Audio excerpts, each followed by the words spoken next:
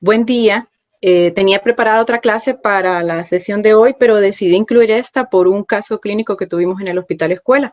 Entonces, a los involucrados, que somos nosotros, en este caso la guardia de Digna y la guardia mía, que se le hicieron 2 estudios a un paciente pediátrico. Entonces, en base o por esta circunstancia, quise hablar un poquito sobre las lesiones quísticas del cuello.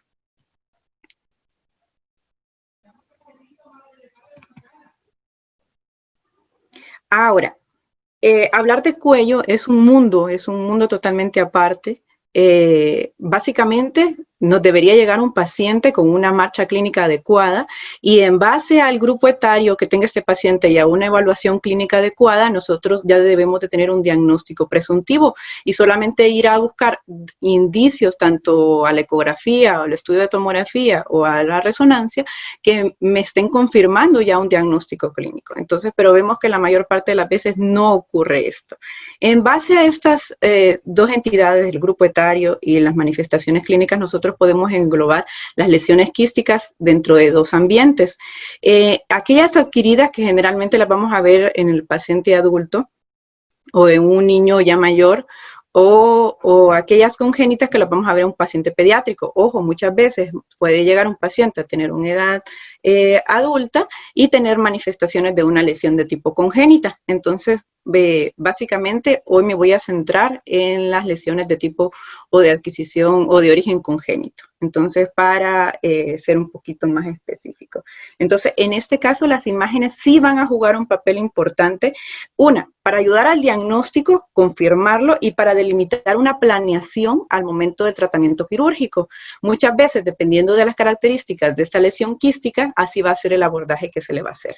Y va a ayudar mucho en aquellas pacientes que tengan un difícil diagnóstico y que estén involucrados en este caso varios diagnósticos presuntivos y nosotros queramos en este caso definir qué tipo de entidades.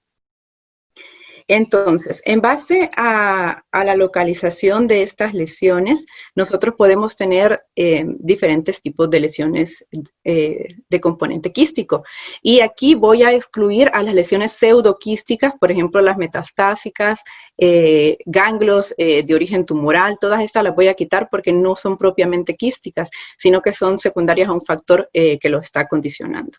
Entonces, de tipo congénita, vamos a englobar aquellas que se van a encontrar principalmente a nivel de la línea media, que van a ser los quistes del conducto tirogloso, que viene siendo una de las lesiones más frecuentes a nivel del cuello en un paciente pediátrico, los quistes dermoides, y los que se encuentran lateral van a ser los quistes del aparato branquial, según el origen del arco que se encuentre afectado, o las malformaciones de tipo linfática. Solamente para delimitar, este es un diagrama en el cual podemos evaluar qué masas se encuentran a nivel de la línea media, porque dependiendo de la localización ya vamos a ir viendo que las características en sí del quiste, dependiendo de la inflamación, de la cronicidad, son muy parecidas. Entonces aquí quien me va a jugar un papel muy importante va a ser la ubicación de esa lesión quística. Entonces, si las lesiones se ubican en la línea media o se ubican lateral, ya puedo ir haciendo una marcha diagnóstica.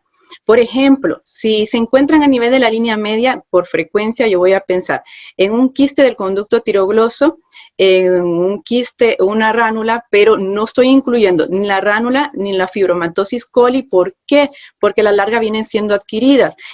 Por un proceso traumático intraútero, por ejemplo, que hubo manipulación con forceps o un paciente distóxico que tuvo un parto un poco un parto difícil, que le va a condicionar una lesión a nivel del esternocleidomastoideo y que por ende va a repercutir en una lesión a este nivel, que a la larga, entre las 4 a 6 semanas, va a haber una resolución de tipo satisfactoria. Entonces, no la estoy incluyendo dentro de las de origen congénito. Los quistes de retención de la glándula tampoco los estoy incluyendo porque estos son adquiridos. Entonces, sí las vamos a ver en esta localización, pero no las estoy mencionando dentro del origen congénito por la etiología de estas. Los quistes dermoides las podemos ver tanto en localizaciones submandibular como a nivel a nivel de la escotadura. Esta es una de las localizaciones más frecuentes, pero a nivel de la cabeza y el cuello generalmente se ubican periorbitarios. Ya las lesiones tímicas no las estoy incluyendo o no las voy a incluir dentro de este apartado porque no es un origen propio del cuello, sino que están invadiendo el cuello desde un aspecto intratorácico. Entonces, no la vamos a tocar en este apartado. Ya los quistes branquiales y las malformaciones linfáticas sí las voy a incluir porque juegan un papel importante en el diagnóstico diferencial. Entonces, aquí, ¿qué pasa con las imágenes? Las imágenes son muy importantes. En un paciente pediátrico, ¿cuál va a ser el estudio de elección o inicial? Siempre va a ser el ultrasonido. Viene siendo parte de la modalidad diagnóstica inicial en estos pacientes. ¿Qué me va a ayudar? Me va a revelar si tiene o no comportamiento quístico esta lesión, si tiene comportamiento sólido, las estructuras que se encuentran adyacentes, dependiendo de la edad del paciente, a veces puede ser muy difícil llegar a adquirir imágenes adecuadas, pero sí me va a jugar un papel importante para definir después un estudio de seguimiento o un diagnóstico solo con esta modalidad. La tomografía me va a ayudar a delimitar una extensión y las composiciones internas de esta, dependiendo de la densidad. Ojo, un estudio de tomografía contrastado. Y dependiendo de esto, se le puede realizar una correlación histopatológica al paciente para realizar una confirmación. Hay unos casos en los cuales estos dos no van a ser necesarios y yo voy a tener que indicar un estudio de resonancia magnética. Los planos, tanto musculares, grasos y de una lesión, la resonancia magnética me va a dar bastante información, además de delimitar mejor la extensión que un estudio de tomografía. Entonces, miremos las ventajas que tenemos con las diferentes modalidades diagnósticas y que en algunos casos sí podemos hacer uso. Entonces, por ejemplo, aquí les muestro un estudio de ecografía a nivel del cuello, en el cual observamos una lesión de aspecto nodular, anecoica, de bordes circunscritos, con un nódulo sólido en su interior. Este paciente tenía un antecedente de un CA papilar y se consideró de etiología metastásica. Este nódulo sólido intralesional pueden ver que tiene vascularidad central. Y aquí les muestro, solamente para delimitar, una imagen de un estudio de ecografía a nivel de la línea media. Visualizamos el lóbulo tiroideo izquierdo en un corte transverso y en el cual podemos visualizar un nódulo de bordes poco definidos, heterogéneo, con calcificaciones o con microcalcificaciones en su interior, que da un aspecto o que da altas características de sospecha de malignidad. Con la ecografía, ¿qué ventajas también tenemos? La ventaja que tenemos con el Doppler de valorar esas estructuras que múltiples veces pueden tener un aspecto anecoico que puede tener tendencia a, hay que descartar en ese caso, ¿es una anomalía quística puramente o tiene un comportamiento o tiene un componente vascular? Entonces, en este caso, el Doppler sí me va a jugar un papel importante con aquellas lesiones que tenga sospecha de malformación de tipo arterial, de tipo venosa o que sea un componente linfático, que no me va a dar mucha información, me va a servir más la resonancia, pero igual puedo yo delimitar esto. Y más si al utilizar la valoración de las curvas espectrales, tengo yo patrones similares a flujos arteriales. Entonces, son indicios que me va a ayudar un poco más para llegar a un diagnóstico. La tomografía, ya les había comentado, me va a ayudar a delimitar el plano. Si el estudio es tomográfico y es un paciente adulto por las interfaces grasas, a veces es un poco más fácil delimitarlo, en el caso que yo no tenga contraste. Lo ideal es que todos estos estudios sean contrastados y yo pueda delimitar los compartimentos de una mejor manera. Entonces, tanto en las reconstrucciones como en las adquisiciones axiales, los compartimentos sí los puedo definir. Por regla, un estudio de tomografía me define compartimentos, yo puedo definir los músculos como tal, pero la resonancia es la que me va a dar un plus en esa ventaja. Los músculos macro, como los externos o los compartimentos vasculares, yo los puedo definir muy bien en el estudio de tomografía contrastada. Si la lesión en este caso se encuentra dentro del compartimento posterior, son todas estas áreas perivertebrales y los músculos que se encuentran a este nivel, tanto la ecografía se queda corta. Entonces yo tengo que utilizar otros medios como la resonancia magnética para poder definir mejor esta lesión y ver la extensión. En este caso, qué planos está disecando y valorar en este caso un manejo quirúrgico o una posible resección. Muchas veces podemos tener complicaciones de quistes branquiales, principalmente del tercero o del cuarto arco, y que esté complicado con accesos retrofaringios. Entonces, la resonancia me va a dar una mejor visualización hasta dónde está comprometida esta complicación. La tomografía también, pero aquí me puede brindar un poquito más de información.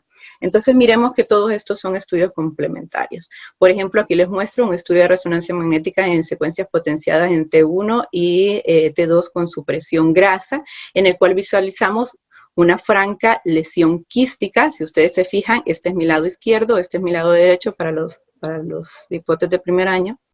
Entonces, solamente para que definamos, me encuentro a nivel este plano de la línea media y les voy a definir que esta lesión se encuentra posterior al esternocleidomastoideo y se encuentra lateral en este caso a la vaina carotidia. Entonces, y el comportamiento de esta es propiamente quístico. Y miremos que esta es una secuencia con supresión grasa en el cual característica hiperintensa, que según la secuencia T1 complementado con esta y una T2 que no la agregué, me da un comportamiento quístico de características homogéneas, un contenido bien homogéneo. Si yo miro heterogenicidad en estos estudios de resonancia, hay que pensar en un contenido proteináceo, en un paciente que se complicó, que tenga restos hemáticos, o diagnósticos diferenciales con lesiones linfáticas ya metastásicas u otra índole. Entonces, hay que tomar en cuenta estos parámetros siempre en un paciente. Ojo, siempre buscar o pensar en la ubicación. Hablando sobre las lesiones quísticas más comunes, en este caso, los quistes del cuello, claro, los quistes del conducto tirogloso representan aproximadamente un 70% de todas las anomalías congénitas del cuello. Hablo congénitas, ¿por qué? Porque las adenopatías siempre van a formar las lesiones nodulares más frecuentes del cuello. Entonces, las lesiones quísticas van a estar representadas por los conductos del quiste tirogloso y las linfadenopatías son las masas cervicales más frecuentes, ya sean alterando su arquitectura o formando conglomerados. Entonces, esto tómenlo en cuenta siempre. ¿Cómo se van a caracterizar? Se van a caracterizar por tener un revestimiento en este caso, de epitelio. Entonces, ese es uno de los parámetros importantes que hay que tocar. Ya les había mencionado, se considera un quiste congénito más común en la infancia. Generalmente estos pacientes, ya cuando cumplen 10 años, ya tienen un diagnóstico. Entonces, el diagnóstico es reciente. Estas lesiones se van a extender desde la base de la lengua a nivel del agujero ciego y tienen un recorrido hasta la glándula tiroides. Este es el recorrido que hace el conducto tirogloso. Entonces, esa es una de las características más importantes.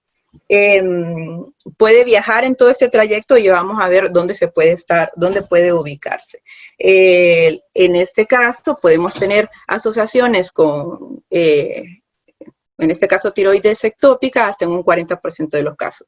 Si yo tengo una lesión quística de la línea media, que esté, por ejemplo, infrayoidea, que tengan una alta sospecha de un quiste de un conducto tirogloso y miro otra imagen, esta puede corresponder, no necesariamente cerca de sino adyacente a una tiroides ectópica. Y estas tiroides ectópicas asociadas con un quiste del conducto tirogloso sí pueden estar asociados con un grado de malignidad, y principalmente asociado con CA papilar. Entonces, miremos la importancia de dar un diagnóstico adecuado a estos pacientes pediátricos.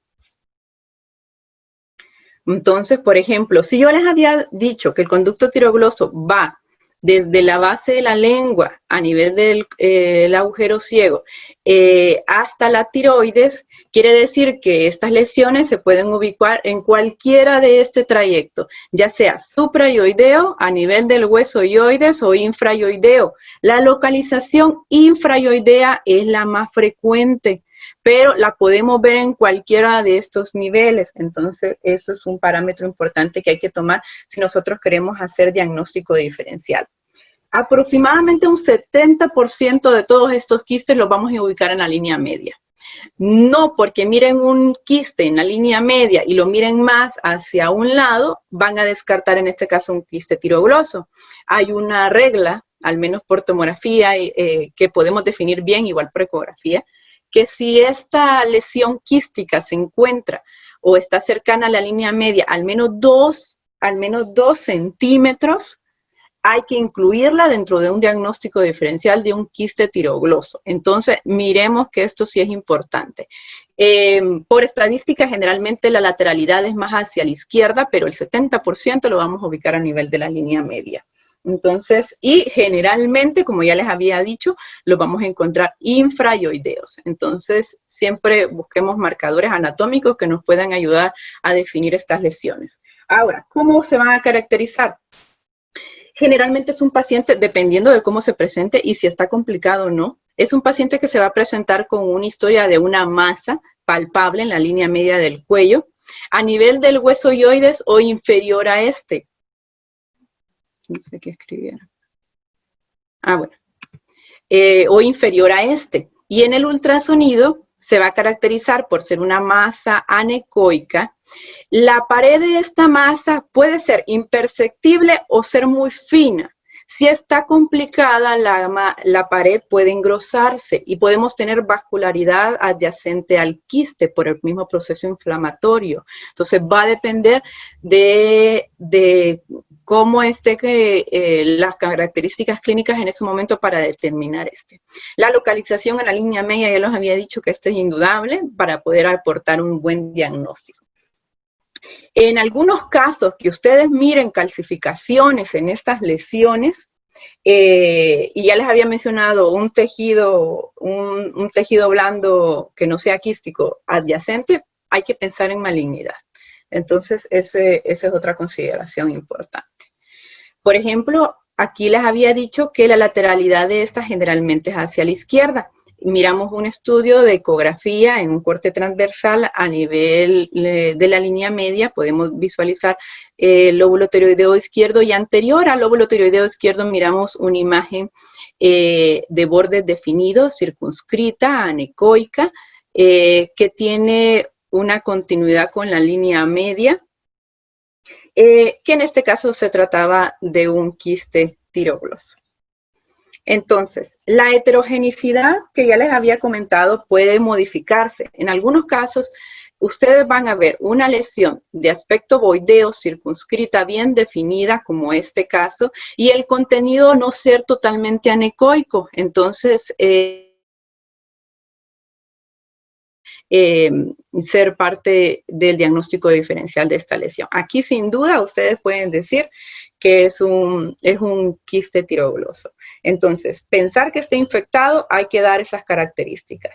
Si es un quiste fluctuante, si es un paciente que venga con historia de dolor, el refuerzo acústico posterior que pueda llegar a tener esta lesión, todas esas características son las que me van a ayudar y la utilización del Doppler a dar un diagnóstico. Ahora, las imágenes que les acabo de mostrar son las imágenes típicas. Estos son las imágenes de pacientes que se han complicado. Entonces, ¿qué es lo que pasa?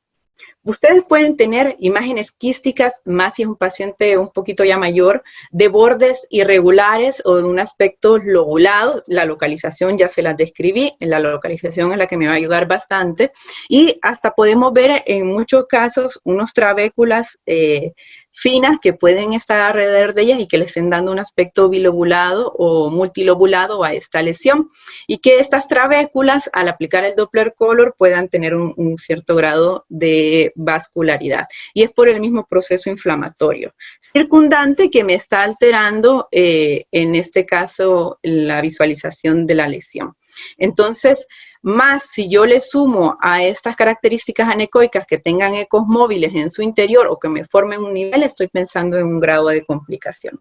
Entonces, miremos que podemos tener las dos variantes. Esta la podemos ver menos frecuente, pero hay que considerarla y son pacientes complicados.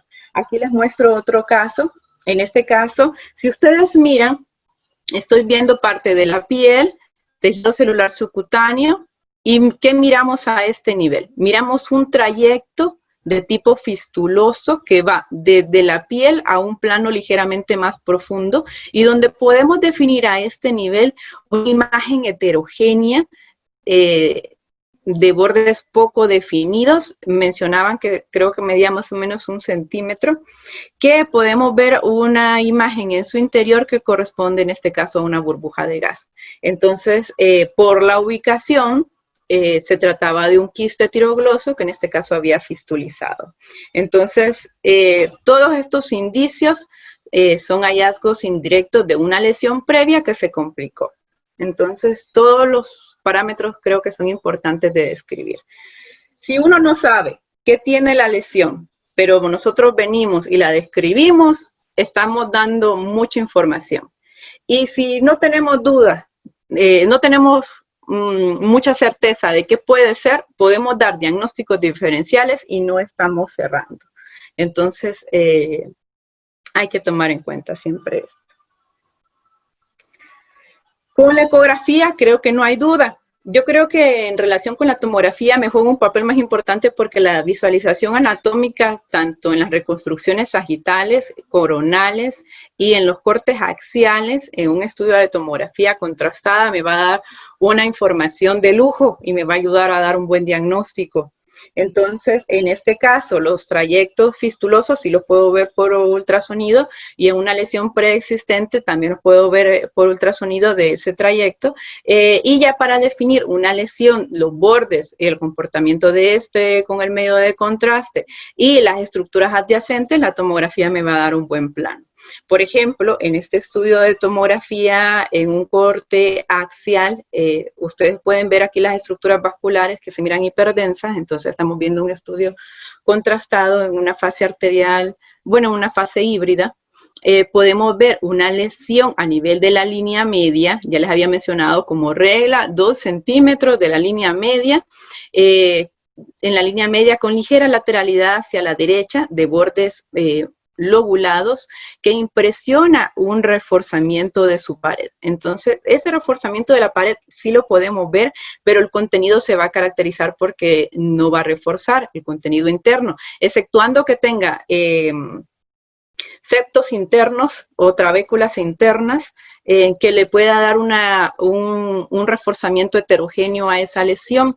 Entonces, los podemos ubicar en todos los planos para ver sus características, en este caso quísticas, y la ubicación a nivel de este paciente infrayoidea, en este caso infra y posterior al hueso yoides, es el que me va a ayudar para dar un diagnóstico y ver si hay o no complicación, en este caso de este paciente. Entonces, si ustedes se fijan, y yo creo que se visualiza mejor en el plano sagital y en el plano coronal, hay un realce de tipo capsular. Entonces, esto es normal verlo.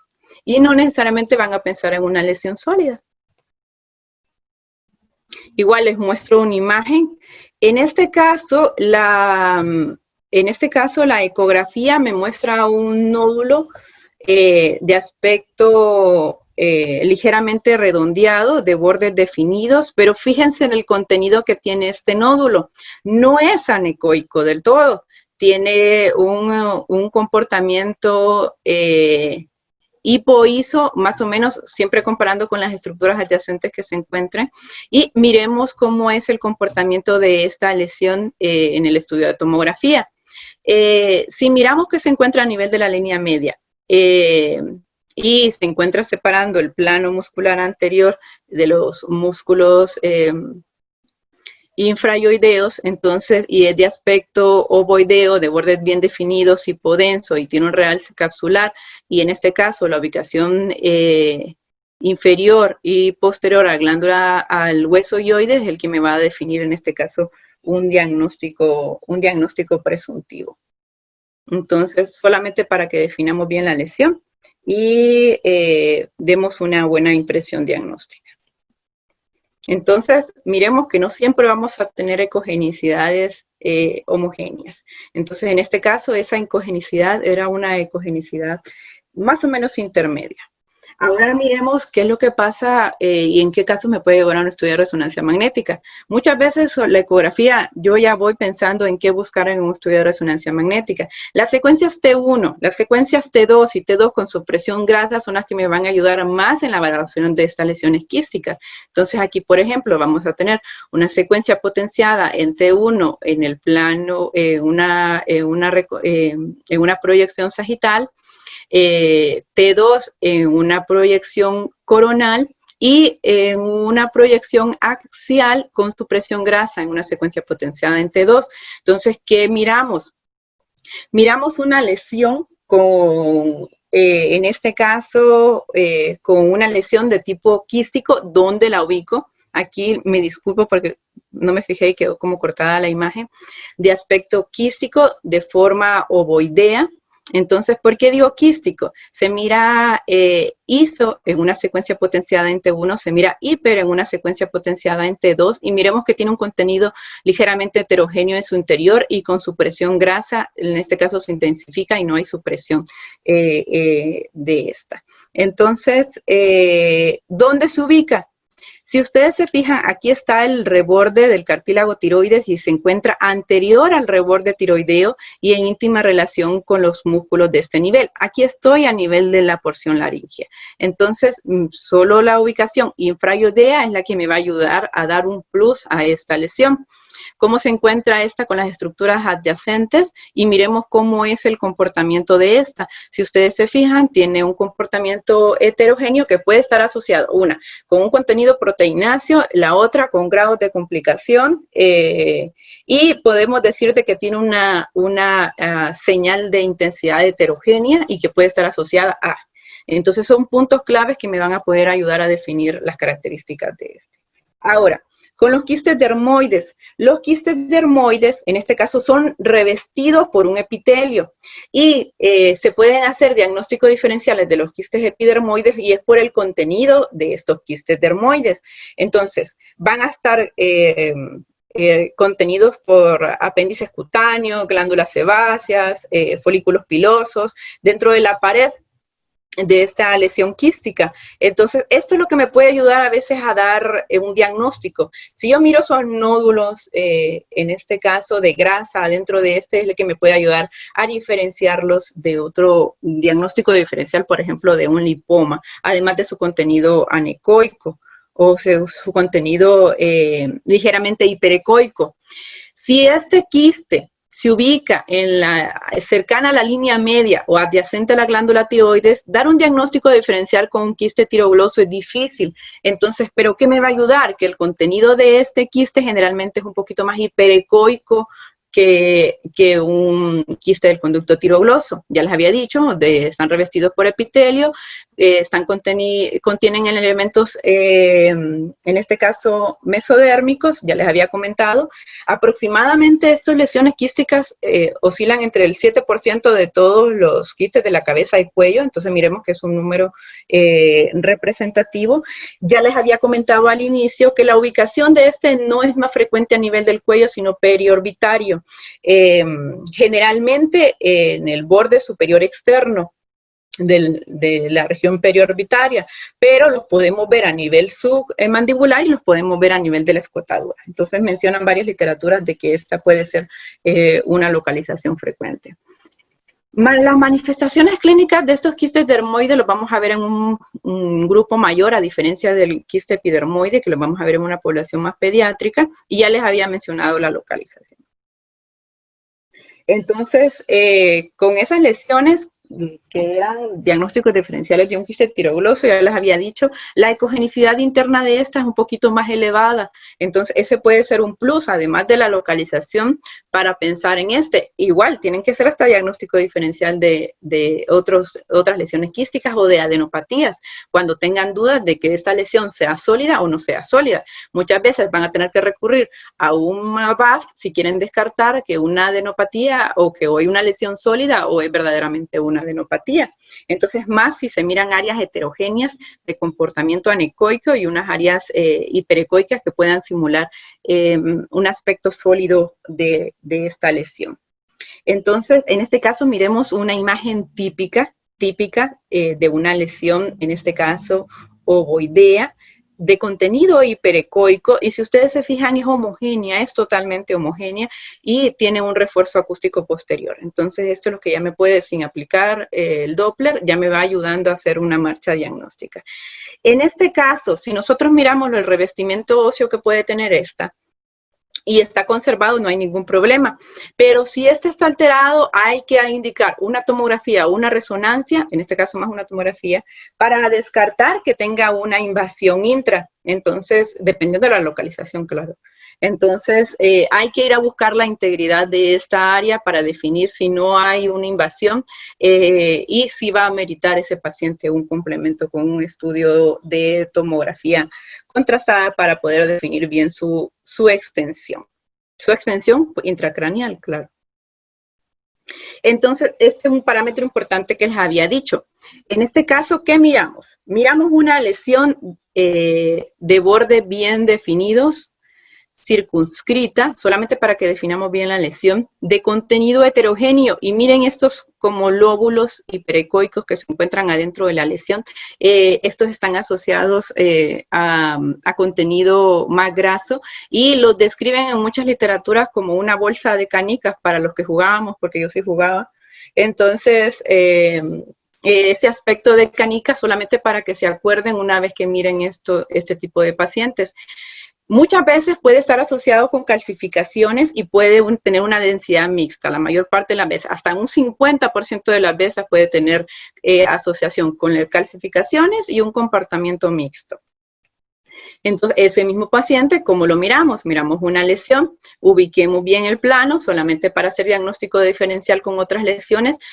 A nivel submandibular y sublingual es una de las localizaciones más frecuentes. Y aquí hay que hacer diagnóstico diferencial con glándulas, con lesiones del conducto tirogloso. Se pueden encontrar en la línea media, pero esas características internas que las estamos viendo reflejadas por su contenido heterogéneo y es por el contenido de grasa que pueden llegar a tener, entonces las estamos reflejando en el estudio de tomografía y es el que me va a ayudar a definir en este caso, o confirmar ya mi diagnóstico que yo por ultrasonido lo puedo definir adecuadamente. Entonces, recordemos, saco de canicas solamente para asociación con este tipo de lesiones.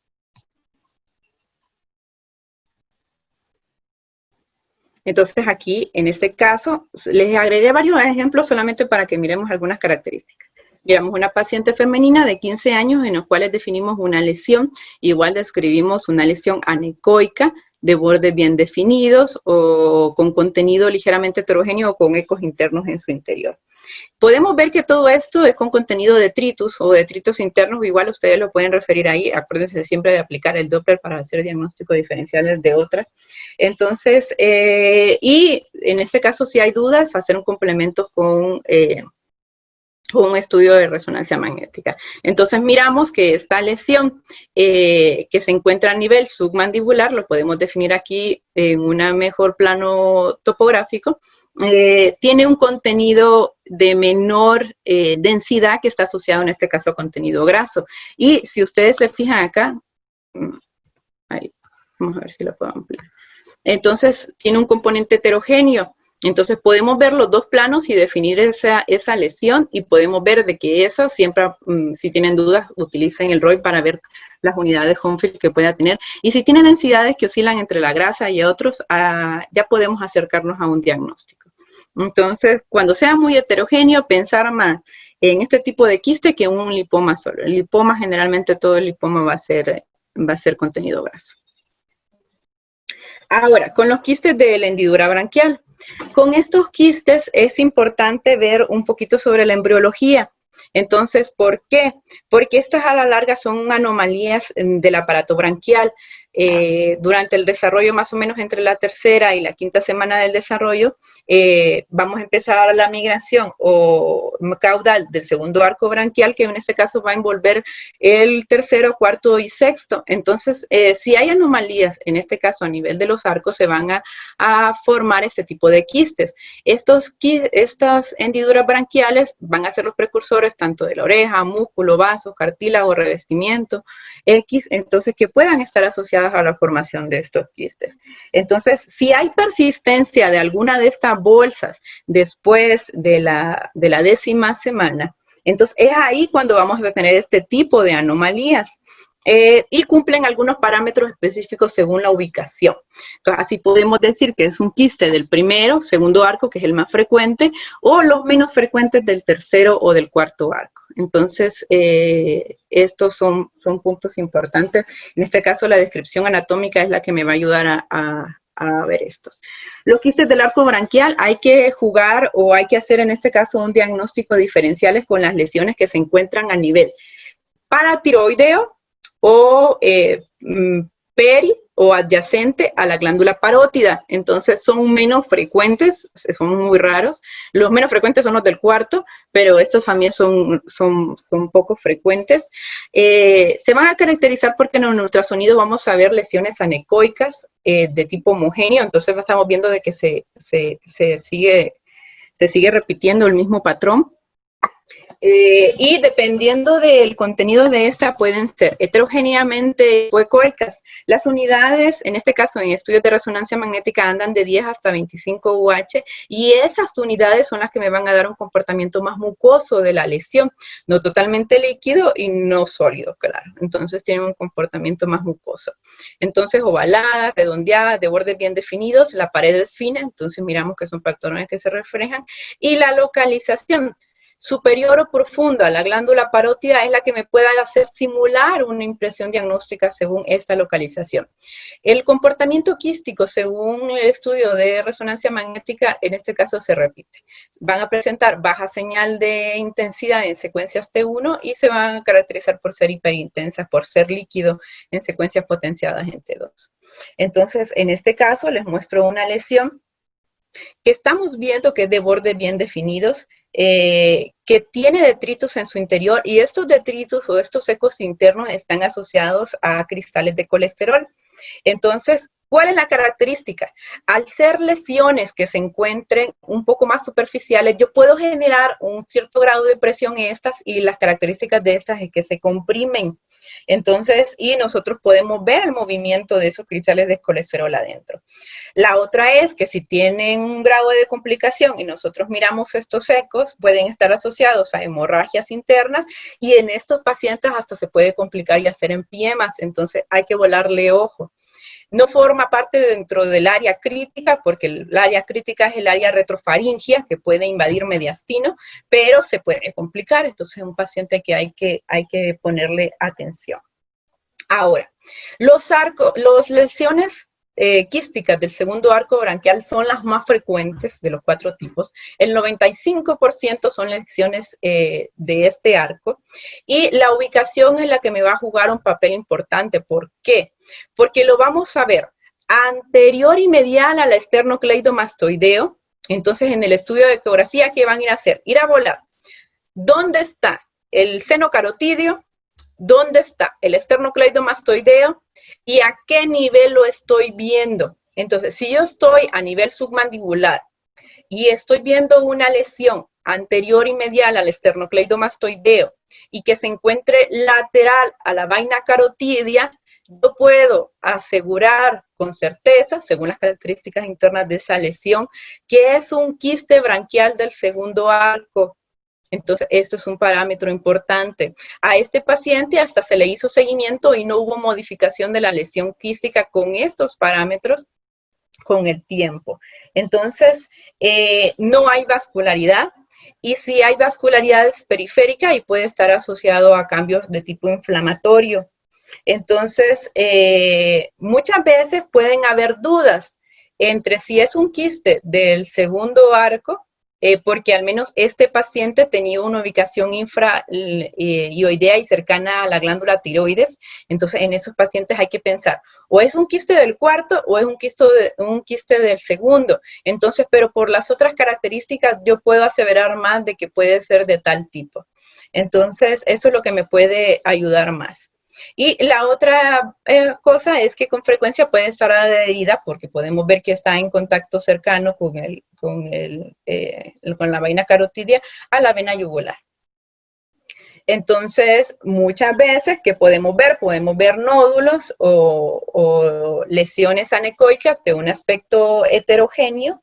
Entonces, y podemos ver estas bandas internas e hiperecoicas o de mayor ecogenicidad que se encuentran a que forman ligeras trabéculas alrededor. Miremos la vascularidad que está aumentada adyacente a la lesión quística y están asociadas a los mismos cambios inflamatorios. En este caso, por localización, correspondía a un quiste branquial del segundo arco. Si hay dudas, ya les había dicho, hay que hacer en este caso diagnósticos diferenciales con lesiones metastásicas ganglionares. Entonces, más si se encuentra una localización descrita. Igual, les muestro estas imágenes de tomografía para que miremos los planos. Entonces, miremos en este caso en qué plano se encuentra. Se encuentra en el hemicuello izquierdo, lado derecho, tomografía, en este caso de cuello, en una fase contrastada. ¿Y cuáles son los parámetros importantes que ya les había dicho? Entonces, que se encuentre en este caso anterior al músculo externo. Miremos la vaina es muy importante para definir y miremos en qué plano lo encontramos. ¿Por qué? Porque hay que hacer diagnóstico diferencial de las lesiones que se encuentran en el compartimento profundo. Entonces, si nosotros miramos que esta lesión se encuentra en el compartimento profundo, hay que volarle ojo porque puede formar no parte del segundo, sino del tercero arco. Entonces, si se encuentra profundo al externo, si se está acercando un poco más a que fuera del segundo arco. Entonces, es del segundo arco branquial. Igual les muestro otra imagen, solamente que en el hemicuello contralateral, en este caso en el lado derecho, les pongo adquisiciones o les dejé adquisiciones en un plano axial, las reconstrucciones multiplanares, en este caso sagital y coronal, en un estudio de tomografía contrastada, en el cual igual mencionamos o visualizamos una imagen anecoica de borde bien circunscrito con un refuerzo anular,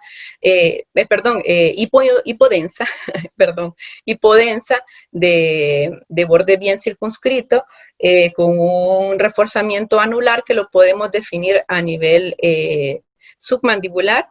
Entonces, o solamente para que diferencien o se ubiquen en un plano, y que se encuentra lateral a la vaina carotidia, entonces en íntima relación con la yugular y la carótida, y que me van a poder diferenciar o ayudar en un diagnóstico.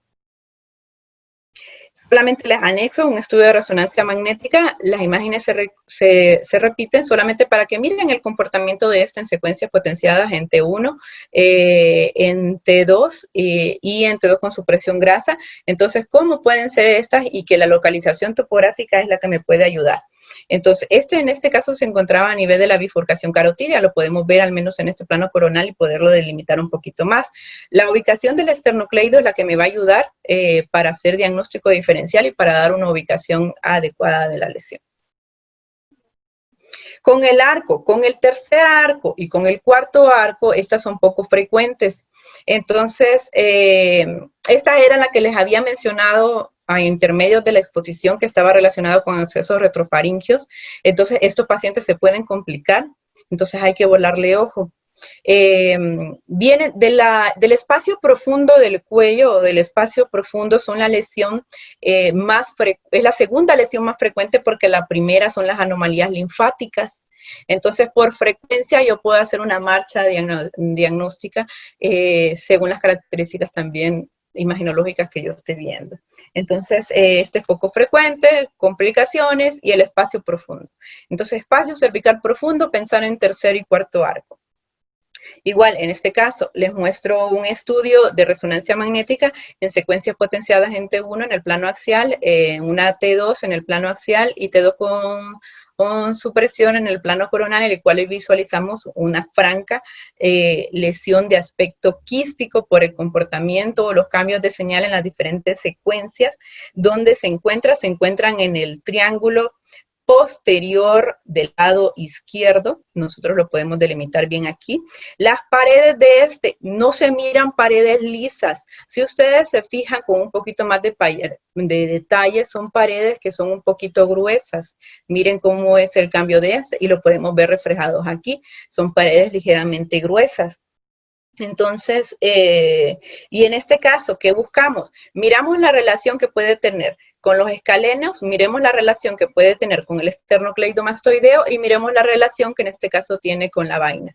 Entonces, ¿dónde se encuentra? Se encuentra posterior al esternocleidomastoideo y se encuentra anterior a los escalenos.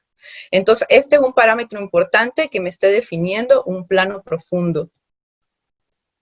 Y el cuarto es el menos frecuente de todos, generalmente lo vamos a ver un tercio inferior, en el tercio inferior del cuello, y la ubicación en este caso es anteromedial al esternocleidomastoideo. Muchas veces hacer diagnóstico diferencial entre un quiste branquial del tercero o del cuarto arco es muy difícil, entonces ustedes pueden dejar una impresión diagnóstica que esté cercana a este diagnóstico y no están errando. Igual les muestro rápidamente una lesión que en la ecografía se encontraba, era de bordes definidos, la ecogenicidad era más aumentada en la interna, era vascular al Doppler y que en este caso el plano profundo lo podemos delimitar bien en el estudio de tomografía, tanto en el plano sagital como en el plano axial, y podemos ver bien los bordes de esta lesión y dónde se encuentra ubicada.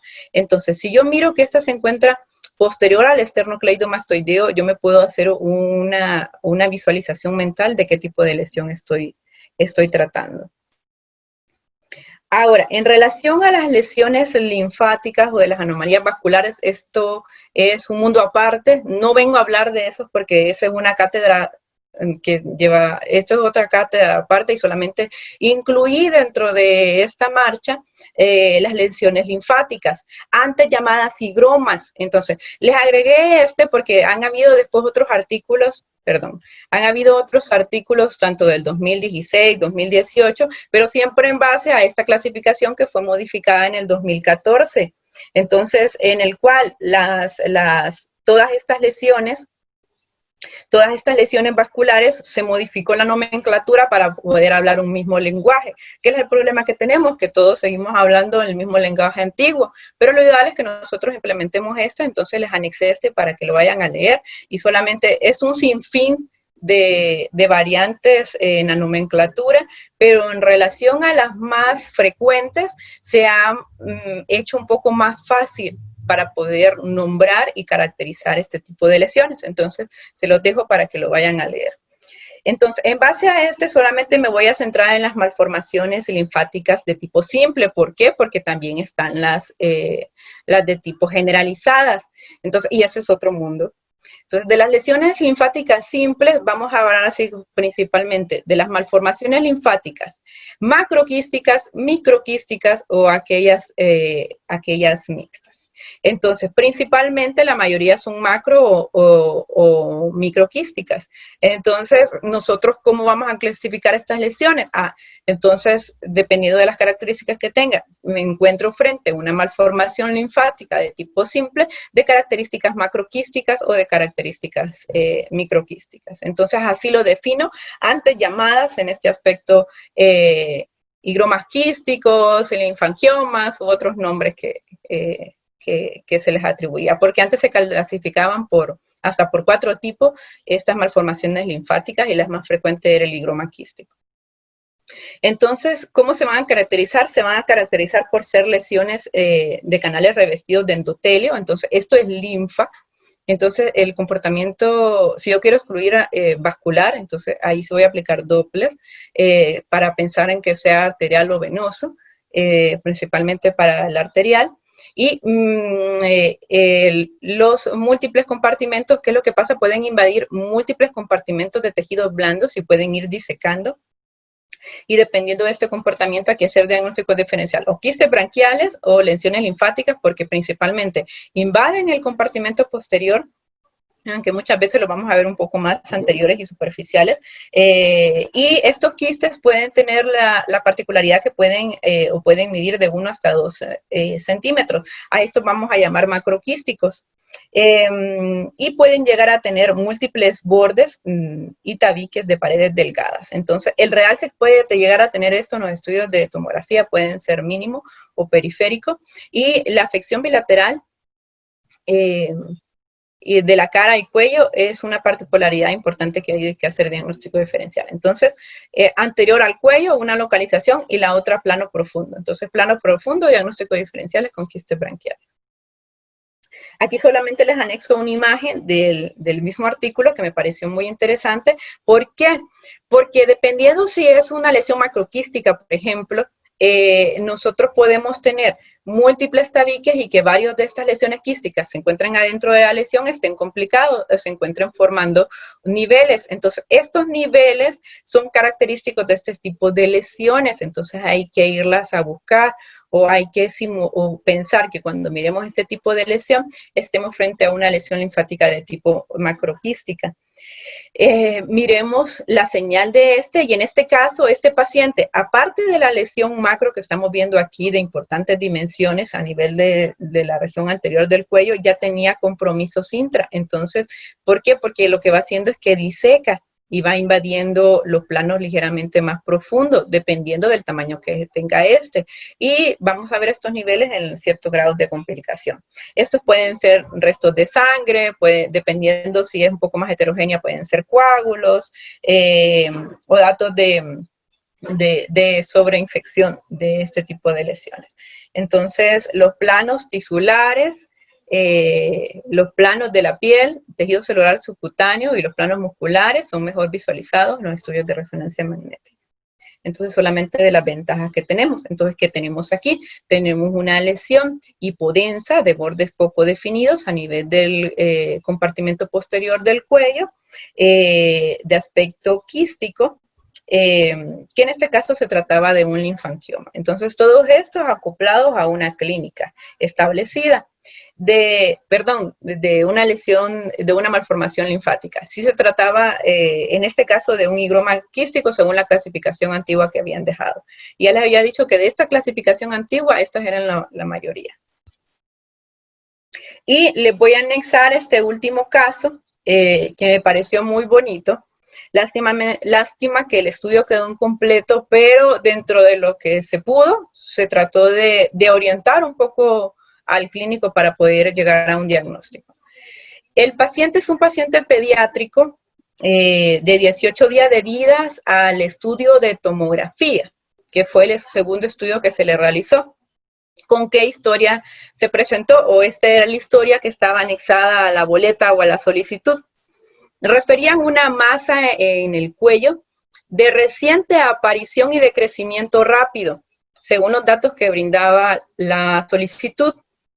Y reportaban que había un estudio un estudio extrainstitucional que daba a este paciente pediátrico de 18 días una clasificación ATA y un TIRAS y lo dejaban como un nódulo del lóbulo tiroideo izquierdo y de alta sospecha de malignidad. Recordemos que estas clasificaciones no están hechas para población pediátrica y en un grupo etario tan pequeño, entonces podemos cerrar. Dar localizaciones anatómicas es muy importante y ver la continuidad que tenga uno con la glándula tiroidea, que es la glándula de mayor importancia a nivel del cuello, es importante. Entonces, estos eran los datos.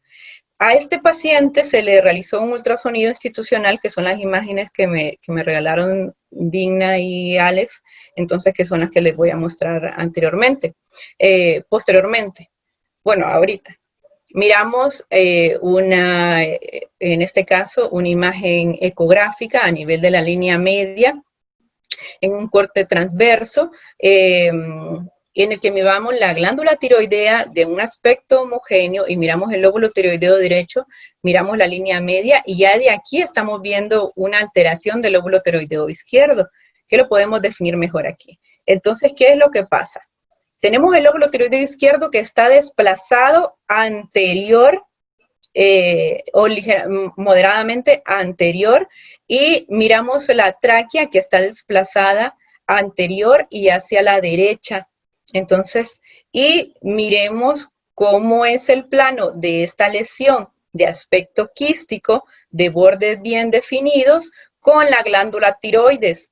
La glándula tiroides está respetada. Lo que estoy viendo es que la está desplazando y ligeramente modificando su morfología por ese desplazamiento o efecto de masa que tiene ante esta lesión de aspecto quístico. Entonces, aquí defino mejor la lesión.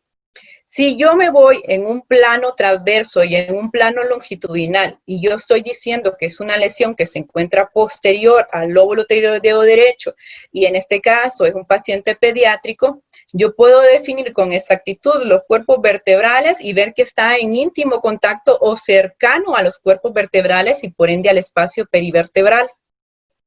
En este caso me sirvió más o me orientó más las imágenes de ecografía de mis compañeros que lo que me pudo haber proporcionado la tomografía. Entonces, en base a esto, yo fui delimitando espacios o fuimos delimitando espacios en el estudio de tomografía.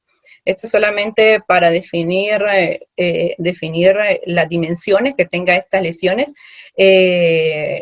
Esto siempre definirlos en los 3 planos, tanto antero-posterior, transverso y longitudinal.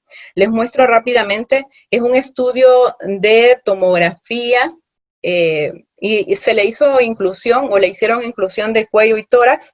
Entonces van a ver unas imágenes de tórax en este video.